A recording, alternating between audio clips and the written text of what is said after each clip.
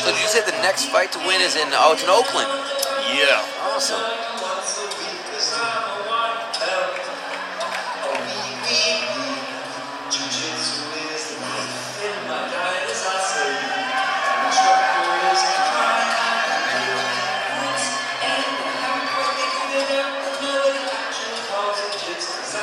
Please welcome Professor Rodrigo Antunes.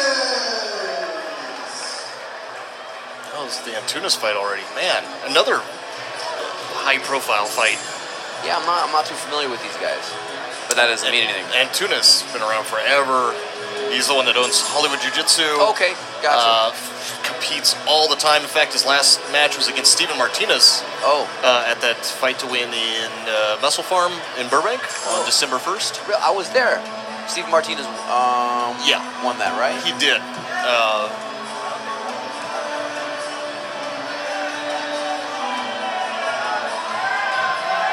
So I wonder where that puts Fogolan in the standings, because Fogolan beat Martinez now.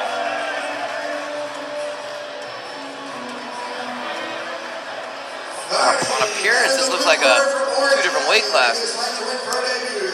Yeah, Tunis is he's a big, strong guy, and very technical. Professor Bryan Clavecilla.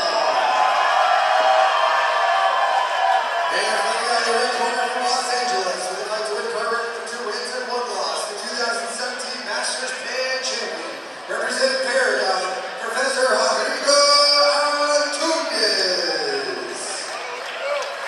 And the thing with Rodrigo is he competes so much, and he's always training. He teaches a lot too. He runs a business, teaches at different schools as well. And man, like he just trains like he's a 20-year-old full-time competitor, which is really cool to see. It's like you don't see a lot of people even willing to like put it on the line for high-level competition to black belt,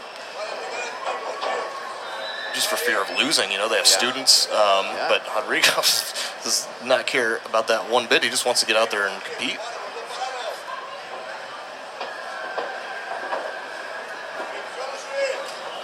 Trying to make these grips. I think that's a smart game plan. I know his opponent also trains at Brea Jiu-Jitsu. Okay. But I mean, if he's a CSW guy, like maybe he's not going to be as strong in the gi. So this is probably not a bad game plan from Antunes. Antunes was a near foot sweep there. But coming out of CSW, I would assume. Sure. There's Exactly. wrestling. So you want to get those grips right away. Wrestling and footlocks. Yeah.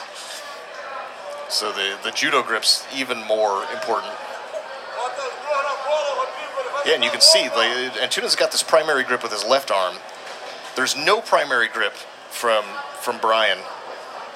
And that's nice. Exactly, and that is really, for high-level judo, like that just is unacceptable. You're gonna get tossed, Like you can't take a secondary grip only with one arm if your opponent has a primary grip.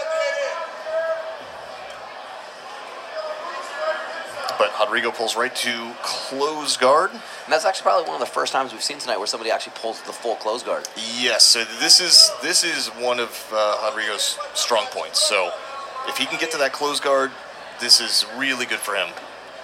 So I'm sure he's wanted to make sure he had a decent setup. Going for the waiter sweep. Bryan steps out, nicely done. Now he's got that cross sleeve, which makes the waiter sweep much more effective. Finishing it, getting the waiter sweep to set your opponent on their butt, pretty easy to do. You can do that with a grip, without a grip, with the same side grip, but to finish it into mount, that cross grip is really, really important.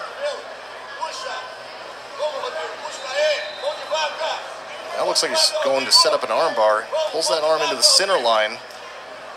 Bryan gets his arm back though, but still a 2-on-1. No, he gets the cross grip.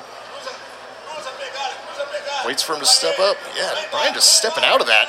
There, he sets him down. Yep, and there it is, that cross grip. Right to mount. Allow him to elevate and then maintain the mount right away. It's really, really crucial to get that cross grip.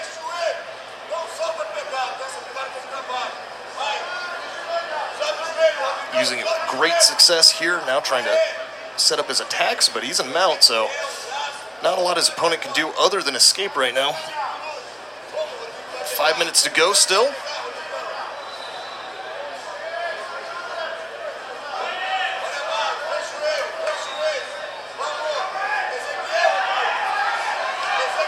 Feeding the lapel. If he gets this around the neck, he might be able to move. He's going to step off to that, to Bryan's right side. Nope. Decides to go for the arm. And Bryan uses that for the bump sweep. Yeah. But he's back in the close guard of Rodrigo at the end of the day. Wow, right back to the mount. Same and with thing. that same cross grip on the sleeve, like, man, it is so tough to stop the mount if a guy's good with that. All right, here he goes for it again. Yeah, last time he just abandoned immediately and went on the arm. And he's going to feed it a little. Yes, didn't have the best grip the first time. Not sure if he has the best grip this time, but yeah, he's going to refeed. Yeah. If he does get a good grip, look for him to step off now. It'll step off into the Bryan's left side. Should go to north-south for a gi one-armed baseball bat choke. He's got a little bit of defense by having his hands stuck in there, but it might be pulling it all together. Yes. Into the throat. Usually not the best defense unless you can get your elbow and low forearm into play. Any real tight cross choke like that will, or collar choke will go right over hands or wrists, usually, if it's sunk in deep. The worst part is that when your hands are stuck like that, when it does get locked in, man, it's hard to even tap. Yeah, yeah.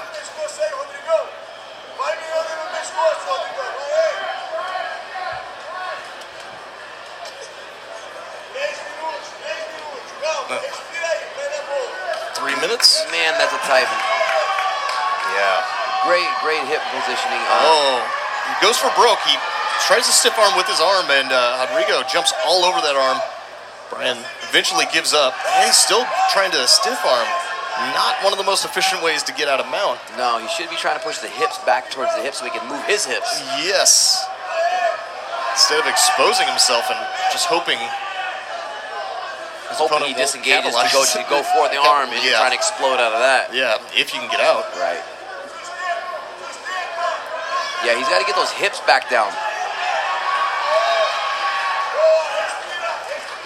He's getting close, but I think he'll have more success if he's able to push him away from him. Yeah, because now it's high mount, so it really changes how you're going to escape, like what the attacks are and what your defenses are. Yeah, the only thing you can really do is kind of hip bump and go to like a... You can go to the, if you can get your legs into play, you can go to that Boston Crab position and actually finish a double ankle lock like a Boston Crab, which is pretty awesome looking, but you have to be very flexible to do that. Yeah. There's, some very specific high mount escapes, but in general, if you can just get back to low mount and do those escapes, probably your best bet. Yeah, he's just waiting to explode right now, and that's not necessarily the best option, I don't think. Yeah, especially when you start getting your elbows up above the shoulder line, like the way Rodrigo's forcing them. You'll see a lot of taps, like Buchecha uses that one, so does Rodolfo. And now he's going for the cross collar again. Rodrigo has just such good... Now he's moving his hips, but just not enough. He's stopping the choke attempts from getting too deep. So at least some decent hand fighting, but as soon as he goes to fight, then Rodrigo steps up into the high mount. Gets that knee right into the armpit.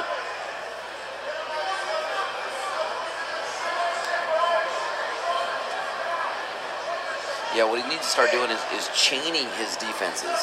When he defends the collar, move his hips, and when he goes to readjust the hips, and then he can keep moving, and that's what he has to do to get out of this. But only doing one thing, one or the other, isn't really going to advance anything. 30 seconds left to go. Rodrigo going for the finish, but there's no way he's losing this one. No. If it goes the full time.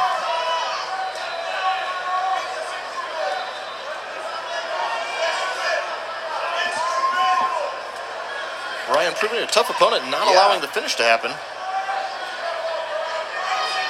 Small victory in itself. Oh, and going for the wrist lock. Woo. Does not finish it. Does not get kicked off either. Now taking the back. Looking for that arm. Loses it all, but there's no time left. Doesn't even allow Bryan to go after the toe hold in the final seconds. Woof, man.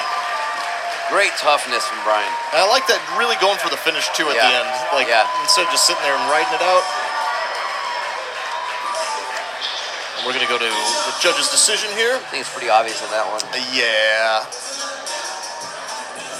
Referees, raise your flag. Your winner out of the red corner, Professor Rodrigo Antunes.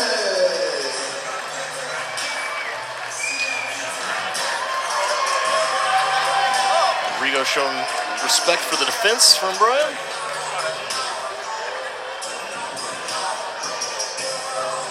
If you guys are just tuning in, thanks for joining us. We're here at F2WinPro61.